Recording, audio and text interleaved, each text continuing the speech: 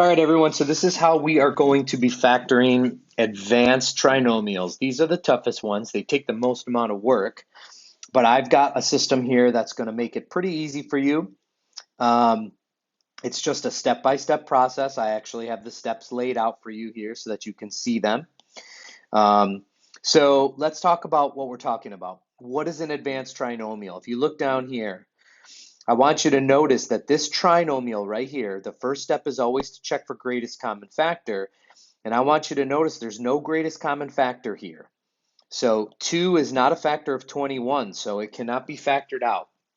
So this is an advanced trinomial simply because it has a number in front of the x squared. That's what makes this an advanced trinomial. So we say that advanced trinomials, I just want to remind you, trinomials are in the form of ax squared plus bx plus c. So what makes them advanced is all the trinomials that we've done so far, the a has simply been 1. So it's just not there, or it's able to be factored out. Now we have an a that's greater than 1 that can't be factored out like this. When that happens, our normal way of factoring doesn't work anymore. You can't just do what multiplies to 40 and what adds to 21, because first of all, you're not going to find two numbers that multiply to 40 and add to 21. And even if you did, when you multiplied that together, you wouldn't get this guy right here.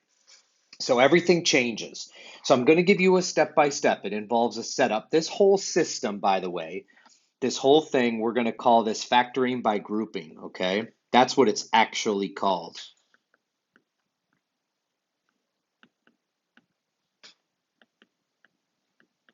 It's called factoring by grouping, okay? And so it's going to involve the setup. It's going to involve the substitution step. It's going to involve a reverse Punnett square and then writing the factors. Step number 1 is probably the hardest step. Okay, after you get past step number 1, it's actually pretty easy from there. Okay, so let's go through this. All right, step by step. I'm going to leave the steps so that you can see them here. Okay, so step number 1, we're going to do what's called the setup. The first thing I want you to do is I want you to label A, B, and C here. And if you need to go a step further than that, I would recommend, if you find that you're struggling, write out A equals 2, B equals 21, C equals 40. Okay, now here's the setup. And this is the same every time for these advanced trinomials. It says what multiplies to AC and adds to B. What that means is we're going to write down A times C and we're going to write down B. Now, A times C, I'm going to include the variables. I'm going to show you what I mean here. So, A times C is 2 times 40. So this is going to be 2 times 40, which is 80. And then this is really x squared times nothing. So not times nothing, but x squared times 1. So I'm going to put an x squared here. Okay, and B is just 21, and it's 21x. Okay. Follow along. We're going to do a second example. I know this is a little confusing, but you'll get used to this. It's just new at first. Now what we want to do is we want to do what we're used to doing with trinomials. I need to find two numbers that multiply to give me 80 and the same two numbers add to give me 21. So this we're familiar with. So you can use your calculator or you can use whatever you need to do. You can list out the factors over on the side, whatever you need to do. But it turns out that for this, it's going to be 16x and 5x. These have to be the same, okay? It has to be the same two numbers that multiply to give you this and add to give you this. You couldn't have 16 and 5 here and then 20 and 1 here. It doesn't work that way. So, and I include the x's because 16x times 5x gives me 80x squared, and 16x plus 5x gives me 21x. Okay, that's step 1. Done. Step 2, I'm going to substitute. So I'm going to replace my b value. I'm going to replace 21x with the things that I just found. So watch, I'll do this with color so that you can see it. Take my original trinomial, 2x squared plus 20x plus 40. The first term comes down like normal, but then I'm going to replace the 21x with the plus 16x and the plus 5x that I just found, and then the plus 40 comes down. So I want you to notice that this polynomial is exactly the same as this polynomial. I just did what we call split the linear term. That's not important. You don't have to remember that, but I just wanted to tell you. So 16x plus 5x gives me 21x. So I didn't change it. I just split it up. Okay, so that's the substitution step. All right, so that step is now done. Okay, step 3, reverse Punnett square. So here's what we're going to do. We're going to draw ourselves a Punnett square. And inside the Punnett square, I'm going to put the 4 terms. Now, here are the rules for putting your terms to make this easy. The x squared term should go in the upper left, and the term without an x should go in the lower right. The other 2 boxes you can fill in any way you want. I'm going to put the 16x here. I'm going to put the 5x here, but you could do that reverse if you wanted to. You could put the 5x here and the 16x here. It will still work. Okay, we're not done with reverse Punnett square. Now what I need to do is I need to fill in the outside. Okay, you're used to starting with the outside, filling in the inside, but we're doing the reverse. So what I'm going to do is I want the greatest common factor, excuse me, I used the wrong thing there. I want the greatest common factor of that, okay?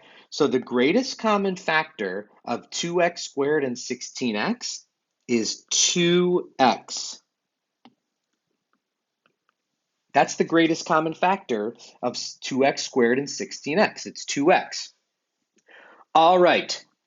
Once you get to this point, now we're smooth sailing from here. Now what I'm going to do is I'm going to use what I know about Punnett squares to fill in these other 3 spots. So watch how I do this. 2x times what gives me 2x squared? X. 2x times what gives me 16x? 8. 5x. X times what gives me 5x? 5. And now you can double check this. 5 times 8 gives me 40. I did it correctly. So now I'm done.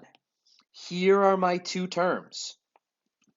The reverse Punnett square step is done, and now I just need to write my factors.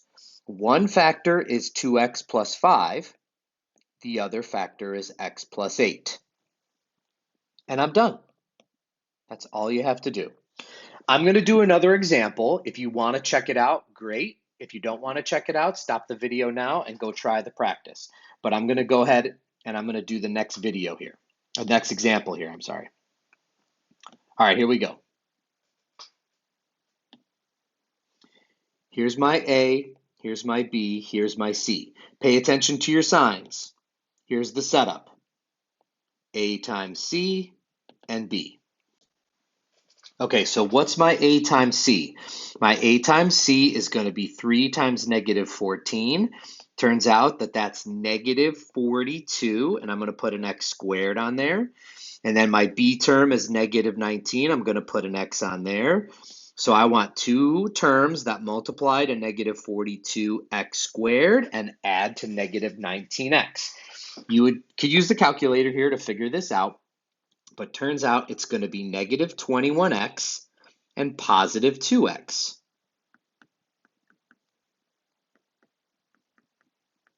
Okay, substitution step.